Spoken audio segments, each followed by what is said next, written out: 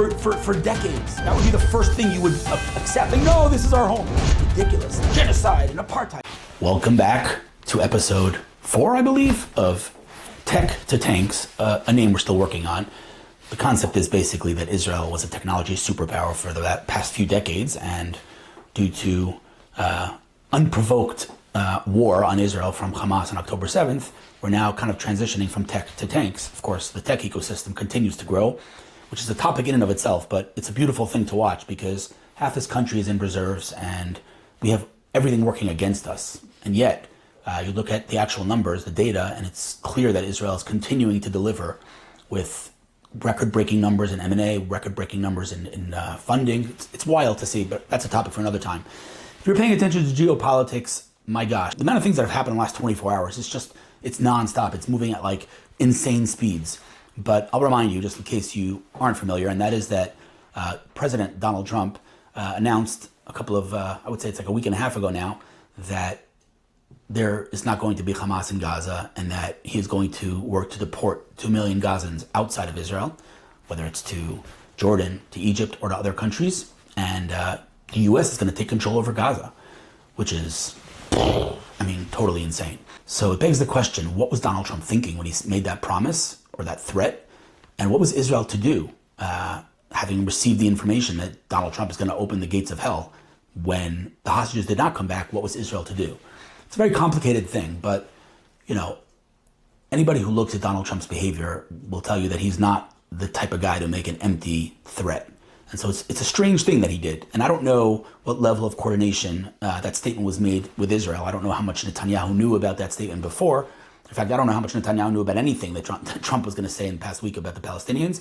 I don't need to say it at this point, but let's just for 1 second acknowledge the fact that we're dealing with such monsters that would kidnap a baby, an infant, a 1-year-old, and hold him hostages for 500 days. Who knows what kind of torture? I don't even want to think about it, but who kills a toddler? Not even a toddler, an infant. We're dealing with levels of barbarism that I don't think the world has ever known. And I mean that quite literally, by the way. I know we've dealt with many atrocities throughout life, but I'll just say one thing, and that is that the Nazis drank themselves to sleep. The Nazis hid what they did. Hamas live streamed it and declared victory and how proud they are of October 7th. So I'm not here to say one's better than the other, but Hamas is up there. And it's terrifying to see, I gotta be honest with you. In any case, so now Bibi is kind of stuck between a rock and a hard place because Saturday came and went and they didn't release all the hostages. So now what? Trump followed up and doubled down on his threat and said that he gave Bibi, an open hand to do whatever he wants, basically, which is quite literally the opposite of what Joe Biden did before, who, put handcuffs on Israel and said, don't go into Rafah, don't go into Lebanon, you can't do this, you can't do that, we're stopping the arms. So, we're seeing like a 180 here. And Trump said he told Netanyahu he can do whatever he wants to do, basically. But the question is, what does Netanyahu do right now? Because, one of the biggest challenges in this war is that we have 2 objectives. Israel has 2 objectives in the war. One is to return all the hostages, and the other is to obliterate Hamas. But if you actually sit down and dissect those objectives and you think about them, they're kind of mutually exclusive, right? Because if you obliterate Hamas, then you can't negotiate with them. If you can't negotiate with them, who's going to get the hostages out? Right, and if you negotiate with them over hostages, you can't obliterate them. So it's, it's kind of strange. In fact, I'm somewhat curious to know who defined those objectives. But either way, I don't think anyone has any doubts that Hamas is not going to rule over Gaza after this war ends. And the Palestinian Authority has offered to take control, and Hamas has even offered the Palestinian Authority to take control. Netanyahu announced yesterday that is not happening, and that Hamas is not going to rule Gaza after the war, and neither is the Palestinian Authority, which, by the way, should be the way it is, because the Palestinian Authority are no better than Hamas. They just, put on a good show. They are paying, terrorists pay to slay, it's called. They're paying terrorists every month a salary. And the numbers that they're paying depend on how many Jews you kill. So the more Jews you kill, the more money you get, including, by the way, the terrorist of my brother. Well, the information became publicly available that not only are they paying, quote unquote regular terrorists, but they're actually paying salaries to the terrorists of October 7th. So the Palestinian Authority, let there be no mistake, they are no less, radical than Hamas. They just do a good job. They put on a tie and a suit, so they pretend that they are. But let's not forget who Abbas is. Abbas, the head of the Palestinian Authority, wrote a PhD on has a PhD on Holocaust denial. So Abbas, Arafat, same garbage. But now again, what does Netanyahu do right now? Because if he goes in and flattens Gaza, which is what Trump is basically saying, go ahead, then the hostages, right? What do we do with the hostages? They're there. So then Netanyahu kind of looks weak. It's like Trump gave you a free hand and said, go do what you got to do, and we're doing nothing. So what do you do? And I've said this several times, and I'll say it again. I'm just grateful that I'm not in Netanyahu's shoes. But the reality is right now, no one knows what's going to happen literally in a second from now. Things are moving super fast. But one thing's for sure, and that is that we have a level of friendship. I would call it a bromance between Trump and Netanyahu, the likes of which we have not seen in many years, including, by the way, in Trump's first round in office, first administration. Even then, he's been a friend to Israel. He moved the embassy, he recognized the Golan Heights. But what we're seeing now is a different level. And I wonder often how much of the support and friendship Trump is giving Israel right now has to do with sticking it to Joe Biden. I'm sure it's a big part of it. Again, we all know Trump. Trump is, he's been an amazing president. He has some great policies. He's not exactly the most mature individual, the most diplomatic president America's ever seen, which honestly I'm not sure is a bad thing. I think that the political system in America, and not only in America, geopolitics in general, requires some out-of-the-box thinking, requires some non-traditional politics. And so everything's been done the same way as it pertains to the Middle East conflict. It's all been the same, two-state solution, all that garbage. And so now Trump's like, we got to think out of the box. We got to smash that box. And that's what Trump's doing. So yes, it's strange. Yes, it's not traditional. Some things he's done have been comical. I mean, literally an executive order to ban paper straws. I mean, literally the president of the United States of America passed an executive order to ban paper straws. I mean, I don't think any of us like paper straws, but an executive order to ban paper straws, you can't make this stuff up. It's hilarious. But as far as the Middle East conflict right now, Bibi is really stuck in a hard place because he has all the backing he could possibly ask for from the United States of America. That's been clear, not only from Trump himself, but from his entire cabinet, his entire administration has spoken with, extreme moral clarity as it pertains to Israel and Hamas, and said, not only Israel and Hamas, by the way, Iran too. They've made it very clear that they are going to collaborate with Israel in all ways to prevent Iran from getting a nuclear weapon. And again, there's been a lot of talk of Iran's nuclear capabilities, and this has been going on for years, but Iran has lately, pressed on the gas to accelerate their development of nuclear materials to eventually get to a nuclear bomb. And America and Israel have made it very clear that that's not going to happen. So what's going to happen next? I don't know, but I will say one thing, and that is that Israel took out all of Iran is basically completely naked and vulnerable right now, at a level that they haven't been maybe ever. And so right now Israel can do whatever it needs to do, and there's nothing Iran can do about it. So, I don't think anyone thinks for a second that Israel took out their aerial defense systems just for fun. It's clear that the next move is going to be an attack on their nuclear facilities. And, someone has said, I don't remember who said it, someone from the administration said yesterday, Iran could potentially step down from its, nuclear ambitions. It's kind of like this person said, me going into the NBA. It's possible, highly unlikely. I think everyone's working under the assumption that Iran is not going to back off, and that a military response is the only option we have. So, we're waiting to see what happens there. But I'm just thankful that I'm not in Netanyahu's shoes, because I don't know what I would do. Right now, he's getting the backing, so he can do whatever he wants, basically. Of course, there's, quote unquote checks and balances. He can't really do whatever he wants. Obviously, there's a cabinet, there's a government. He has to get it approved in the Knesset, Israel's parliament. But again, Israel right now has more backing, diplomatic and political backing than maybe it's ever had from the White House. And so it's all in Netanyahu's hands right now. And if he attacks and flattens Gaza, the way, by the way, putting hostages aside, that is what he should do, the way we attacked in Germany and Japan. Sometimes there's no point in having peace discussions. And when you're dealing with a deeply, heavily indoctrinated people who literally from age 0 are taught that the ultimate goal in life is to kill Jews, you can't make peace with that. If someone doesn't think you have a right to exist, there's no potential for peace talks. And so that's what we have right now in Gaza. We have a people, of course there are some innocent people, but we have a people that are overwhelmingly supportive of Hamas and the atrocities of October 7th. And so, when their existence is to destroy and to obliterate me, I can't have peace negotiations with them, because there's no discussion. They don't want a two-state solution. They want no Israel. From the river to the sea, people, wake up, open a map. And so, Netanyahu right now is kind of one big question mark. Does he, take the backing of America and go in with basically the gloves off and no restraints, and unfortunately risk, the death of some of the hostages? Or do we, hold back, try to get out as many hostages as we can, and then hopefully, at the point that we, in our dreams have no hostages left there, which, let's just be honest, Hamas is not going to allow that to happen for obvious reasons. It's their only negotiation card, right? That's the only thing they use right now, is those hostages to prevent Israel from flattening Gaza. So, At what point does Netanyahu say, okay, we got as many hostages as we can out, now it's time to win the war, and I mean win the war in complete, victory in terms of Hamas is no more. That doesn't mean that there's not going to be one Hamas person living. It means that we're going to destroy Hamas and they will have no, military or political power left. So when does he do that, right? When does he do that now? And risk the remaining hostages? Does he bring out as many as he can and then attack? Does he wait till all of the hostages are out? What is Netanyahu's next move? And I'll say one thing in his defense, and that is that, throughout the war, I asked the question, and I've mentioned this a few times already, I've asked the question, does Netanyahu even have any sort of strategy? What's he doing, right? And for the first, I would say half of the war, I was like, I don't think he knows what he's doing. I think he's just, attacking from an emotional perspective because, they hurt us so badly on October 7th. But lately, I've actually been thinking the opposite. I think that we've all been playing checkers and Netanyahu's been playing chess because it's very clear now what he's trying to do or what he's done, which is knocking off proxy by proxy, right? Iran has all these proxies in the Middle East, Hamas, Hezbollah, Yemen, Syria. And so, Netanyahu's been attacking proxy by proxy. First Hamas, then Hezbollah, which we basically, again, they still exist, but Hezbollah's military power is maybe at 20% capacity. So, we've gotten rid of those threats.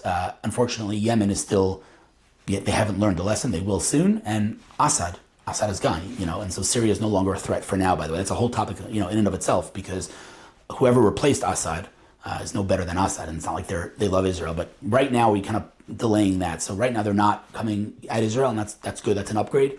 But, the Houthis in Yemen, who are these people? People don't realize how powerful these guys are. They have a big army, and clearly they have a set of balls because they've been attacking Israel nonstop. So Israel knows what it needs to do in Yemen, and it needs to kind of eliminate the Houthis, which will happen, and then take the head of the snake, Iran, and get rid of their nuclear abilities and just do what it needs to do.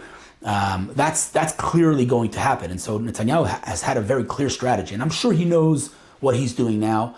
I'm sure he's not going to, even shame Trump by not paying attention to his offer, right? In other words, if Netanyahu ignores Trump says, do whatever you want, Netanyahu does nothing, he kind of embarrasses Trump, I would say. So there's that. And there's also Israel's, military objectives. And so, Netanyahu has to do something. Something has to be done. But it's the balance between our hostages and winning this war. Like I said before, it's two military objectives that seemingly are mutually exclusive. So right now, the ball is in the court of Netanyahu. Everyone's waiting to see what he's going to do next. But whatever he does next, I think it's important to mention that the fact that we have such strong friendship with the United States of America, again, the likes of which I don't think we've had in maybe decades, is historically very significant. And I think that the Trump effect, no matter what he does, and I've spoken a lot about this, which is, even if he does nothing, right? By the very fact that the President of the United States is speaking openly about deporting 2 million Gazans outside of Gaza, just the fact that he's given it legitimacy as an option is mind-blowing, because if you look throughout history, who were the people that offered or suggested that option before? Some Israeli politicians who were basically labeled as extremists and even terrorists. Rabbi Kahana was the first person to suggest transferring the Gazans outside of Gaza, and he was labeled a terrorist. Literally, his political party is labeled a terrorist party. And Smotrich, who is labeled an extremist, that was his suggestion as well. So the fact that the President of the United States is even offering that, the fact that the President of the United States is even discussing America taking over Gaza, this is mind-blowing stuff. So even if he doesn't do anything, the Trump effect is already in full effect because Hezbollah is scared, Hamas is scared. The world understands they're not dealing with a weak president like Joe Biden was. And so he's already, done things even without implementing some of the threats that he's brought up. Just the fact that he's even discussing it and it's part of the discourse, this is significant. So yeah, the next move is Netanyahu's, and I'm sure by next episode we'll have an answer to what is Netanyahu going to do next. Is he going to take the offer from Trump and take off the gloves and flatten Gaza, obliterate Hamas, call it a day, and deport those innocent people in Gaza? Or is he going to continue with the plan and take three hostages out every week and some bodies and things like that, and then once either most or all of the hostages are out, then we go and try to accomplish our second objective, which is obliterating Hamas and removing any threat from Israel's border. What are we going to do? What is Israel going to do as it pertains to deporting the Gazans? Because nobody's willing to take them, which I just want to, stay on that point for a second, right? People don't realize this, or people do realize this and choose to ignore it. Gaza has a border with Egypt, right? And so you would think that when the world is coming at Israel and saying, free Gaza and, give them humanitarian aid, Where's Egypt in this? Why is no one coming to Egypt and saying, it's your Muslim brothers, take care of them? So let alone what's happened until now, but now when the discussion is deporting Gazans, which again, I have to point this out, it's absurd. For decades, the Palestinians have been claiming that they are refugees who live in an open-air prison in Gaza. So if you're a refugee and you live in an open-air prison, if you're given an opportunity to leave that open-air prison and move into a place where you'll be able to live a better life, that would be the first thing you would accept. You would jump at that opportunity. And yet, right now, Trump is saying, let's deport them. And they're saying, no, this is our home. You can't be a freaking refugee in your own home. These guys, it's ridiculous. Like I keep saying, we don't have to disprove them because they do it themselves. They just contradict themselves, completely all the time. But right now, basically, the Arab world has made it abundantly clear that they're not interested or they're not going to accept Trump's offers, Trump's plan to deport 2 million Gazans, and they sure as heck are not going to take any of them in. Which, again, why are you coming at us with claims if you yourself are not willing to take them in? It's absurd. But that's the reality right now. And so, we have to wait till the Arab world decides what they're going to do. But I don't think they have the luxury of completely ignoring or even ridiculing Trump, which is what Turkey did, because many of these countries are getting billions of dollars from the United States of America. And if America shuts off that faucet, they know that they're in trouble. So they can't ignore it. And again, that is the significant thing, that this is even being discussed. It's an option to deport Gazans. So it's being discussed right now in the Arab world. We're going to wait to see what their decision is. But the irony of it all is that the Arab world that yells and screams all day about the Palestinians, pro-Palestinians and genocide and apartheid, now they're given the opportunity to take them in and they're rejecting. It doesn't make any sense. Although, then again, nothing about this war makes any sense. So time will tell. We're going to wait to see what the Arab world, the Muslim world decides to do.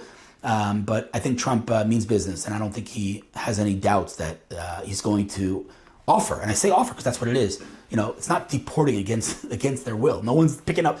It's offering them a better life.